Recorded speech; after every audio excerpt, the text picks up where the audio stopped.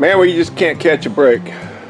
Usually, on a typical summer, I run my AC units around here for maybe 2 weeks. I mean, it tends to jump up to 105 or so for maybe a week. It'll be in the hundreds or 2 weeks, and then that's about it. And it's not that it isn't hot, but it isn't miserable most of the time, unless there's smoke like there is now. Hello, Sparks. Okay, I'm glad you're here, buddy. You made me fall off my train, man. Get on out of here. Go on. We got smoke rolling in, as you can see. It's been nasty. Over the weekend, it was raining ash. My Impala's destroyed. It sat out here overnight with the windows down, and you can see that white stuff all over the hood. The ash. The fires are not close, but it's just the way the air currents are flowing. There's one in Ellensburg, which, as the crow flies, is not that far from here. I won't venture to guess exactly, but it's close enough that we're getting the fallout. And this has been going on for weeks. We haven't had any fires real close, but it's pretty nasty. So, anyway, yeah, I've had my AC units running non-stop since the end of June, and it's just usually not that way around here. So if it's 90 here, it's 100 downtown, and you know, there's not really much relief in sight. Some YouTuber commented, said, well, heat wave must be nice. No, it's not nice. It's miserable. Some of y'all may be asking yourselves, why does Wade and Wire have all these rigs parked all out in front of the shop and scattered around and along the side over here and all that? Well, I tell you, we've been doing some work out back. Old Victor, my good friend and brother for the last 31 years, and also my grafting foreman for the last 25 or so. He's been pretty much running things for the last 20 years. I just show up and say, what do you want me to do? And he always puts me on that stinking chainsaw, man. I'm just sick of it. Wish he'd let me go. Well, sometimes I have to go meet with clients, and if I don't, I just tell him I have a meeting. Anyway, one time I was just ragging on him, you know. I just kept on him, but I said, you want me to just stay here and rag on you all day long, or would you like me to go somewhere? He said, why don't you get out of here? And he's so much fun. He's such a good friend. And he's funny and good to work with, and just the most loyal employee anybody could ever have. Not to mention the friendship, the brothership, the brotherhood that we have. That's what I'm trying to say. I was out here counting rigs a while ago, and I won't say this too loud. I forgot old Jimmy Hoffa. I didn't count him. I counted 11 rigs, and old Jimmy's out here, and he makes 12. And would you shut up where you're at? Old Sparky just following me around, talking up a storm. But as you can see, this is what Victor and I were up to for a while here, and he helped me do a lot of things around here. But there you are, you little creep. Shut up, go on out of here. Go on. Oh, I'd sure miss him if he's gone, but he drives me nuts. Anyway, you know, I just decided I don't want to shovel snow the rest of my life, however long that is. And I might be able to handle one shed, but boy, it was a chore to shovel my house and four carports all winter long. 4 or 5 times I had to do it. You know, I'd be up there on top of that shoveling and have this burning in my chest, and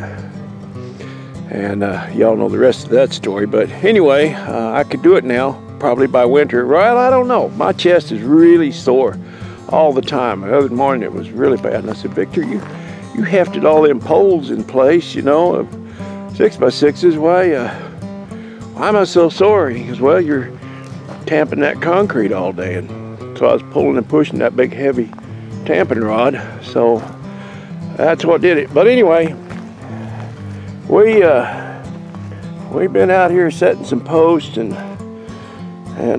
trying to get her a bubble in the middle and all that. I'm putting in a permanent shed here. Ralph and Kerwood are going to help me on this. They're helping me a lot on this. Well, we're working out a little trade, but those other buildings are gone. Let me put it that way. So I gained 4 feet. Those sheds right there are 20 feet, and my Impala just barely fits in there. And you can see old Fred, his butt's hanging out the back end there, and I could pull it a little bit forward in the front, and he would just barely fit under there. But it's just hardly any room, you know, in there. You can't walk around behind it if you need to get in the trunk on the Impala or something like that if it's backed in, and if it's nosed in, then you can't get the hood open for a charger or whatever. It's just kind of a pain. So I added 4 feet instead of 20 feet. We're going to be 24 feet deep, and that's going to allow me some room in the back to get around vehicles, maybe put up some shelves and store some of this garbage that I don't need. I'd still like to clean this place up and do some scrapping, but man, the price is so low right now, I just kind of have to let it pile up. Anyway, that's kind of the story about what was going on around here. And I'm sorry, Jimmy. I didn't mean to forget you, buddy. Old Jimmy's been doing a good job. So, you know how many vehicles a guy needs? Just one more. I was laughing this morning at myself and Kerwood. I'm 60, going to be 66 here in February. And he's 70 something. And here we are dragging these projects home, you know, like we're going to live forever. But it's kind of what keeps us going, you know. We got enough projects to last us till we're about 130. So, okay, that's enough about that. It appears I've been remiss in my acknowledgments and shout outs, and I apologize for that. I don't mean to, but sometimes I just get busy doing things, and you know, I've got a pretty busy life outside of YouTube. Sometimes YouTube takes up a little too much time, but I try to keep going. Anyway, a guy named Larry Z something or other. I'm so sorry, Larry, that if that's your real name, that I'm not pronouncing all of your handle, but I'll put it in the description or something. But anyway, he asked me if I got his sticker, and yes, I did, and I put it on my lift with my other treasures, other stickers that I treasure, and I forgot to mention that in my video, and I apologize for that.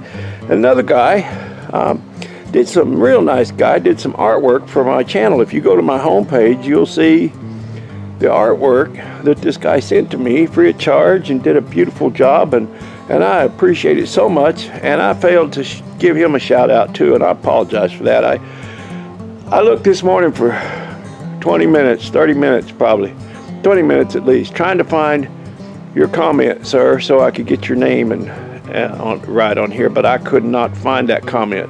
Sometimes they just disappear. I think our peak's got something to do with that. But anyway, I could not find it, and I'm so sorry. But when I do, I'll give you a shout out because I do appreciate what all of you do and all the comments. And sometimes I don't answer them all, but just, you know, things start happening around here, and I lose it. I have to go handle something. Okay, just a little bit of an update. I can get in my shop. I'm gonna get Kerwood to fix that door for me one of these days. He's a doorman, you know. Oh, what's going on in here? Tell you what's going on in here. This place is getting so messy. I'm gonna have to start cleaning it up around here. When I start tripping over things and stepping over things, I can't stand it. Can't stood it. I have to clean this place up. Well, what I'm trying to do now, you see I've got my panel out. There's the mesh.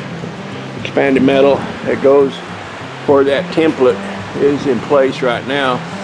Being the big dummy I am, I threw my template away and I had to make another one. Trying to get these zoomies back on, and they're going to be different. They're going to be sometimes less is more. I'm going to use smaller pipe, and I'm going to shorten them down a little bit. Maybe put a taper on the cut, or angle them, or all stair step them down, I should say. Something like that. Anyway. They are a pain to get on there by yourself, man. I remember now when we put these on, I was holding them, and the guy underneath was bolting them up, and that went a lot easier.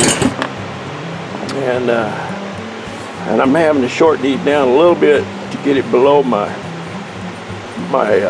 copper and mesh. And then I'm going to make a big oval cut, not oval, but a cut that will accept all these. I'm not going to just cut holes in the copper because this thing has to rock and move around a little bit. So I'm going to give it some room to dance. And I got that one over there. I already cut it down last night. And I don't know, my son's coming up today, so maybe he can help me get those mounted back in there. Oh, I know what I was going to show you. Let me turn this camera off for a second and I'll get this thing down. Okay, these seats are in permanently. They are fully installed and they are fully functional and everything works on them. Got them all rewired. I got rid of that lamp cord. I was telling Kerwood about the guy using a lamp cord to put these in. He goes, well, you know, that's 120. This is only 12 volts, so it's not that bad, you know. But it just didn't look very sanitary to me, so I took it all out, soldered all my connections. There is not one buck connector in this entire build. Every connection, every wire connection, and boy, there's a bunch of them with those fans and the, you know, the thermostats and on and on and on. So I rewired these seats. Like I said, they just, you know, they just took way longer to install than I thought they should. But I know me, and I'm, you know, trying to combat a trait of mine, and it's easy to get in a hurry when you get close to the end, you know, and I don't want to do that. So, you know, I took the 2 or 3 or 4 days or whatever it was to get these seats in here and get them rewired as they should be.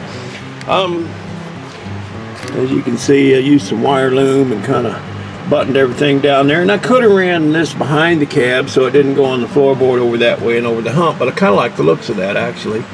So I just ran them both in on that side over there and then over the hump to this one. So that's all done. I've been in there sitting in them and changing the position and all that, and they tilt and swivel and they squish and they unsquish and they go up and down and backwards and forwards and all that. If you see that thing moving. If I'd quit moving the camera, you could. But anyway, pretty nice setup. I'm pretty happy with that.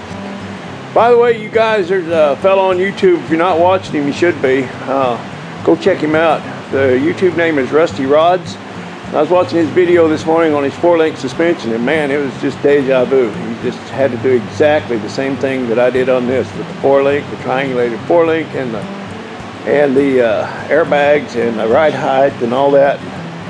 And he was going down the list, and I'm going, yep, been there. One thing he said that, and I commented on it, maybe he'll give me an answer, but if he sees it. But he was setting the degree, the down degree on the tranny at 4 degrees, and that's what I did too. That engine is setting angle back 4 degrees. And then the rear end on mine is angled up 4 degrees. And I had always heard that's how you do it, but he said he was only going to put about 2 or 3 degrees up angle on the rear diff. So I asked him about that. I don't want to screw anything up. I just always heard that you set them the same, you know, except one positive and one negative. But check him out, Rusty Rod's got makes real neat videos, very clear, concise, and explaining what he's doing, and so he's much better at it than I am. See ya.